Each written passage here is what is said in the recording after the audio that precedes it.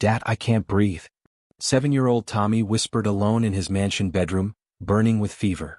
His billionaire father was too busy for a simple cold. Only Maria, the humble maid, noticed death creeping closer.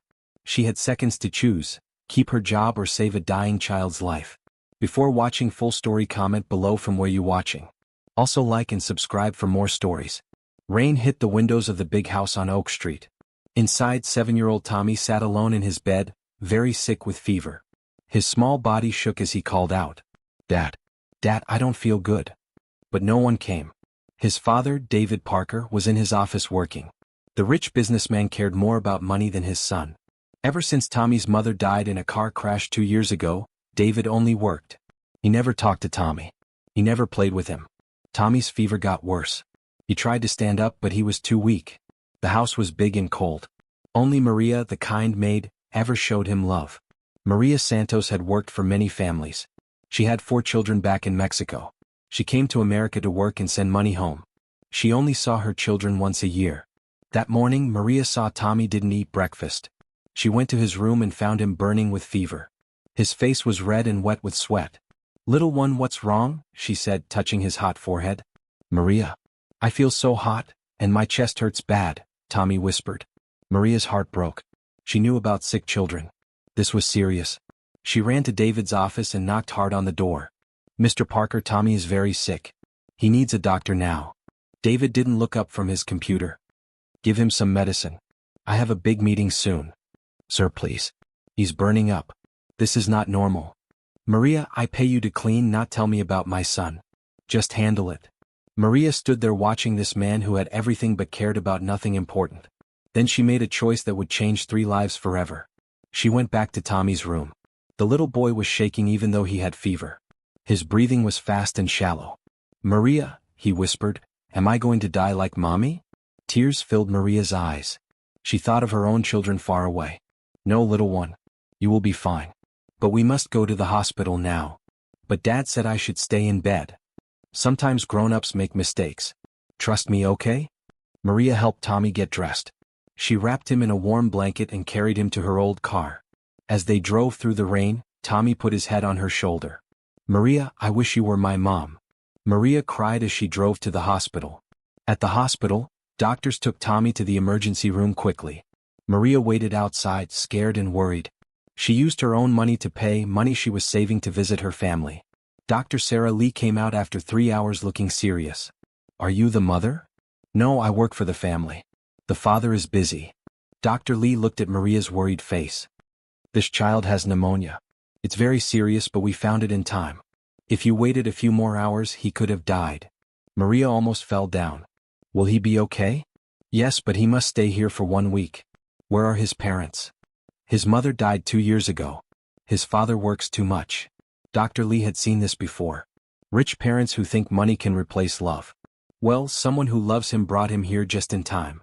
Tommy woke up slowly. The hospital room was white and clean. Machines made soft beeping sounds. He felt better but confused. "Mom?" he called out, still sleepy from medicine. Maria had been sleeping in the chair next to his bed for 2 days. She woke up fast. "I'm here, little one. You're safe now." Tommy looked at her kind face. "Maria, I thought Mom was here."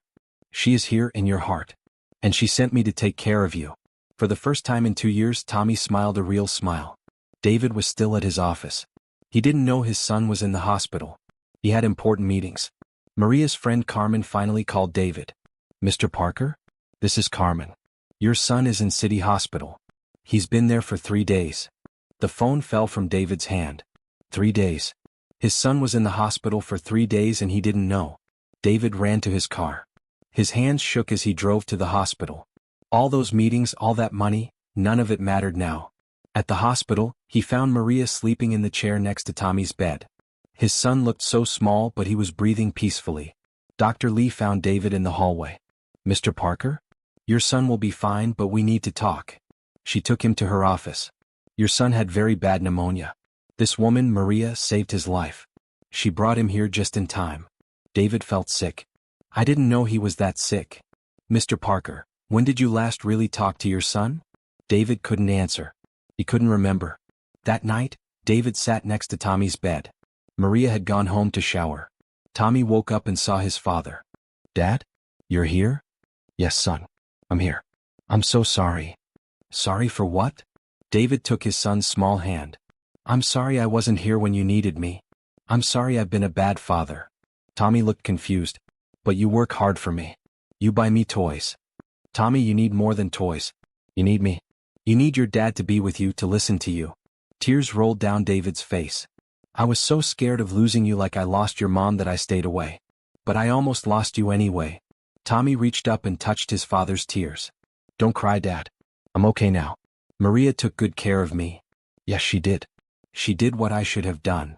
The next morning, Maria came back with clean clothes for Tommy and homemade soup. David was waiting for her in the hallway. "Maria, I need to talk to you." She looked scared. "Mr. Parker, I know I should have asked before taking Tommy." "Maria, stop."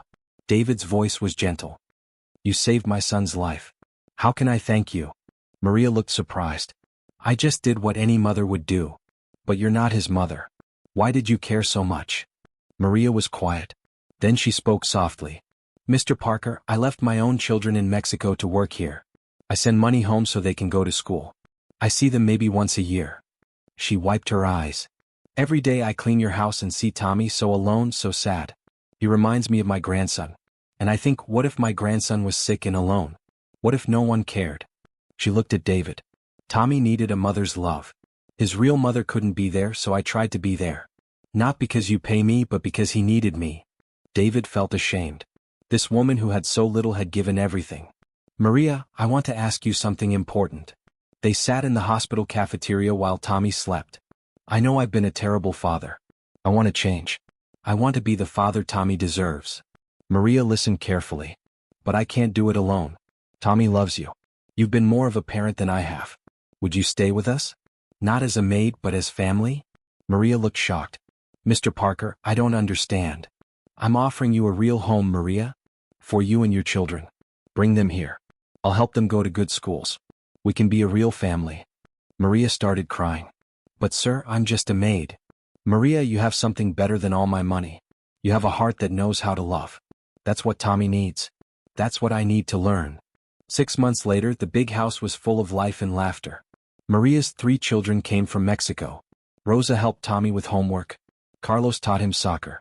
Little Anna and Tommy became best friends. David worked less. He was home for dinner every night. He read bedtime stories and helped with school work. He was learning to be a father again. Maria was the heart of their home. She cooked meals that brought everyone together. She took care of hurt feelings. She made everyone feel loved and safe. One evening at dinner, Tommy made an announcement. "I want to tell everyone something important." Everyone looked at the 8-year-old. "Maria, will you be my second mom?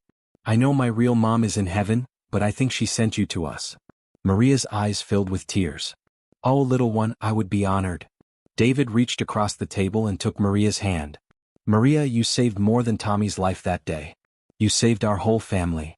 1 year later, St. Mary's Church was decorated with white flowers. David Parker was marrying Maria Santos, the woman who cleaned his house and opened his heart.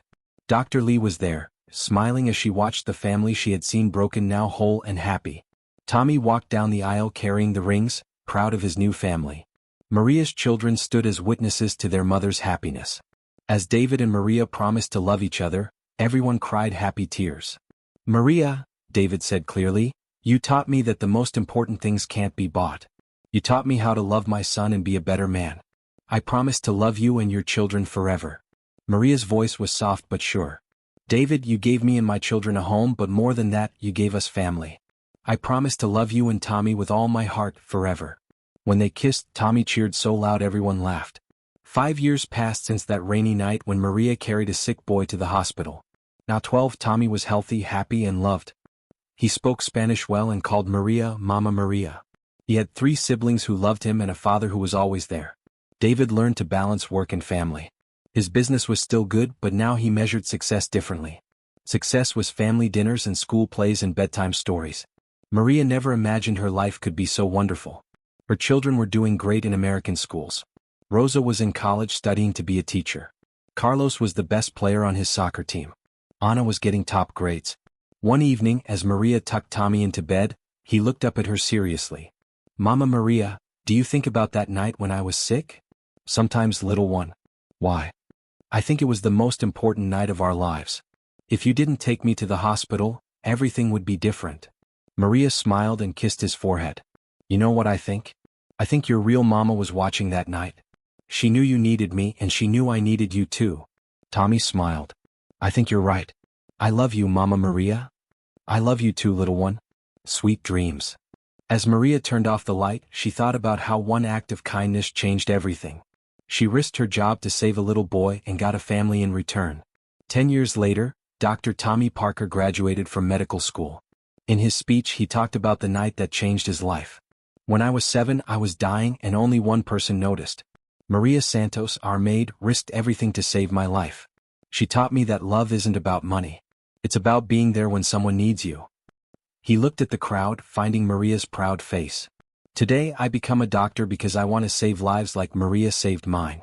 I want to be there for children who need someone to notice, someone to care. Maria cried happy tears as her son walked across the stage. David squeezed her hand. Our boy, he whispered. Yes, Maria whispered back. Our boy. Maria knew that the most beautiful families aren't always born. Sometimes they're chosen. They're built with love, one kind act at a time. The maid who noticed when no one else did became the mother who loved when love was needed most. And that made all the difference in the world. The end.